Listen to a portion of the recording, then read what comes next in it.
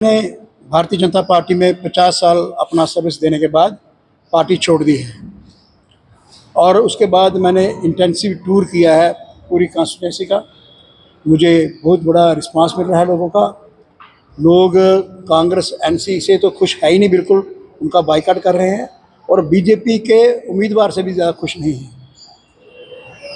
मैंने सारा असेस करके ये महसूस किया कि लोगों की जो एक ज्वलंत समस्या है वो है बिजली के बिल, स्मार्ट मीटर्स। और दुख इस बात का है कि मेरी पार्टी ने, जिसमें अभी तक रहा हूँ, उन्होंने इस इशू को केंद्र सरकार के साथ या एलजी एडमिनिस्ट्रेशन के साथ ठीक तरीके से नहीं उठाया। ये उठाना चाहिए था। इतनी गर्मी में, स्कॉर्चिंग हीट में लोग गर्मी में रह रहे हैं बिना एसी, बिना पंखे के। तो ये बहुत बड़ी प्रॉब्लम है। मैं आपके माध्यम से इस प्रॉब्लम को उठाना भी चाहता हूँ और लोगों को विश्वास दिलाना चाहता हूँ कि यदि मुझे कोई अधिकार मिलता है तो मैं इसके लिए केंद्र सरकार का दरवाजा खटखटाऊंगा।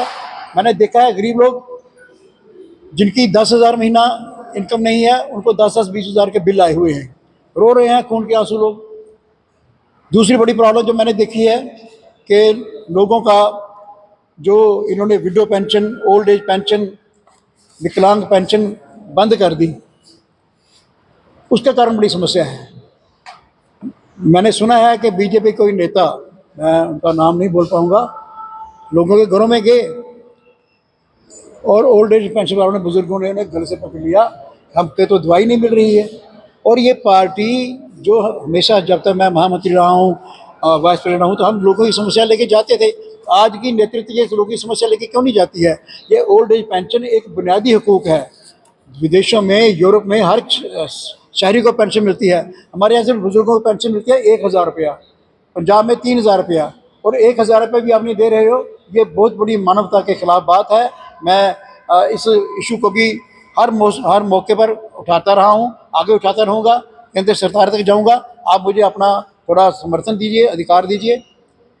इसके अतिरिक्त जब मैं फील्ड में गया हूँ तो एक विषय ये है कि हिंदुस्तान को जब सोने की चिड़िया कहा जाता था, इसलिए कहा जाता था कि हमारा क्राफ्ट, हमारे कारीगर लोग इतनी खूबसूरत चीज़ें बनाते थे कि पूरी दुनिया में उनकी मांग होती थी।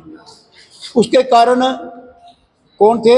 जिनको हम ओबीसी कैटेगरी के लोग कहते हैं।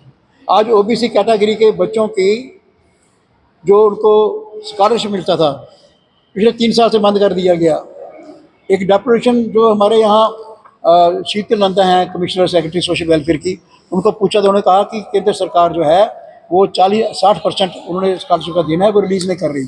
अब ये मामला केंद्र सरकार के साथ किसने करना चाहिए था?